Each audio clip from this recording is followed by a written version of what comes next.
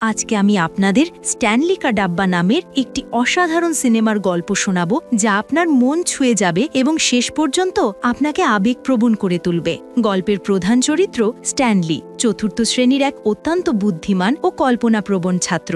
তার গল্প বলার অসাধারণ ক্ষমতার জন্য ক্লাসের সবাই তাকে খুব ভালোবাসে। সিনেমার শুরুতে আমরা দেখি স্ট্যানলি মুখে আঘাতের চিহ্ন নিয়ে স্কুলে ঢুকছে। ক্লাসে একাকিত্ব দূর করতে সে আপন মনে কাল্পনিক গল্প তৈরি করছিল। কিছুক্ষণ পর তার বন্ধুরা এলে সে তাদের সাথে মিলে পুরো ক্লাস মাতিয়ে তোলে। তাদের হাসি খুশি দেখে ইংরেজি শিক্ষিকা মিসেস রোজি ক্লাসে আসেন। তিনি অন্য শিক্ষকদের চেয়ে আলাদা। তিনি বাচ্চাদের খুব ভালোবাসেন। স্ট্যানলির মুখের আঘাতের চিহ্ন দেখে তিনি চিন্তিত হয়ে কারণ জিজ্ঞাসা করেন। স্ট্যানলি এক মজার গল্প শোনায় যে সে উড়ন্ত বাস থেকে পড়ে গিয়ে ব্যথা পেয়েছে। তার গল্পে সবাই হেসে ওঠে এবং মিসেস রোজিও আসল ঘটনা জানতে ভুলে যান।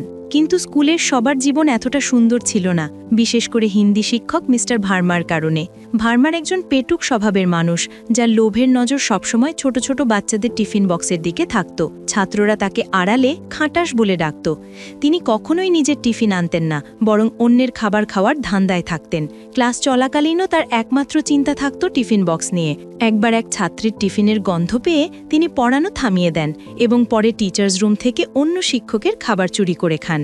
কিছুক্ষণের মধ্যেই টিফিনের বিরতি হয়। সব বাচ্চারা তাদের টিফিন বক্স খুলে খেতে শুরু করে, কিন্তু স্ট্যানলি শুধু ঘুরে ঘুরে সবার খাবার দেখে। তার বন্ধু আমান তাকে খাবার দিতে গেলে ঠিক তখনই খাটাস স্যার এসে হাজির হন। তিনি টিফিন না আনবার জন্য স্ট্যানলিকে খুব অপমান করেন এবং নির্লজ্জের মতো নিজেই বাচ্চাদের কাছে খাবার চাইতে থাকেন। অন্যদিকে স্ট্যানলি বাথরুমের ট্যাপ থেকে পানি খেয়ে নিজের ক্ষুধা মেটায়। এই ঘটনাটি প্রায় প্রতিদিনই ঘটত।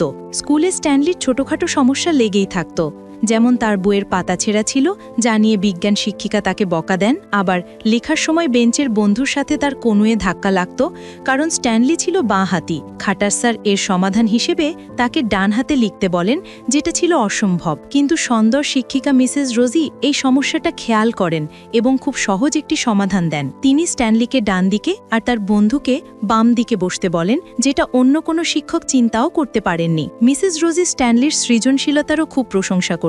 তার জন্মদিনে স্ট্যানলি একটি সুন্দর কবিতা লিখে আনলে তিনি খুব খুশি হয়ে তাকে চকলেট দেন, যেটা স্ট্যানলি সবার সাথে ভাগ করে খায়। ক্রিসমাসের ছুটির পর স্কুল খুললে বাচ্চাদের বড় বড় টিফিন বক্স দেখে খাটাস স্যারের লোভ আরও বেড়ে যায়। টিফিনের সময় সে স্ট্যানলিদের ক্লাসে গিয়ে দেখে বাচ্চাদের খাওয়া শেষ।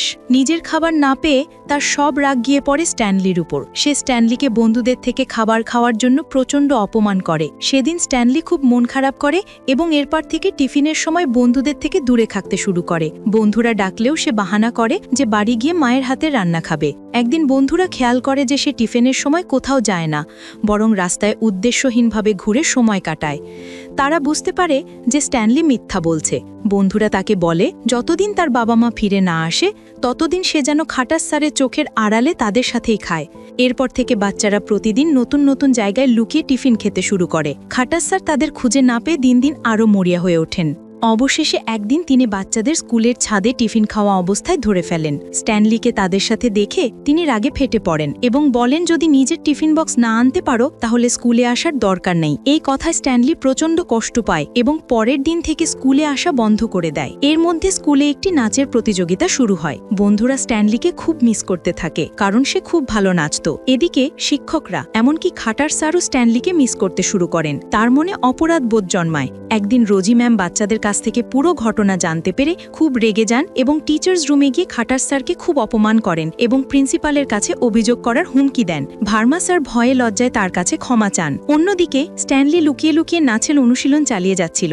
একজন প্রশিক্ষক তাকে অনুষ্ঠানে যোগ দিতে বললে সে খুব খুশি হয়। পরের দিন সে এক অবিশ্বাস্য কাণ্ড করে। প্রথমবারের মতো নিজের টিফিন বক্স নিয়ে সে স্কুলে আসে। তার বক্সটি ছিল অনেক বড় এবং মজাদার খাবারে ভরা। সে টিফিন বক্সটি সরাসরি খাটাস স্যারের কাছে নিয়ে গিয়ে স্কুলে থাকার অনুমতি চায়। নিজের ভুলের জন্য লজ্জিত খাটাস স্যার সেখানেই কেঁদে ফেলেন। পরে প্রিন্সিপাল জানান যে ভার্মা স্যার স্কুল থেকে পদত্যাগ করেছেন এবং স্ট্যানলির জন্য একটি চিঠি রেখে গেছেন, যেখানে তিনি তার কাজের জন্য ক্ষমা চেয়েছেন। অনুষ্ঠানের দিন স্ট্যানলি তার পারফরমেন্সে সবাইকে মুগ্ধ করে।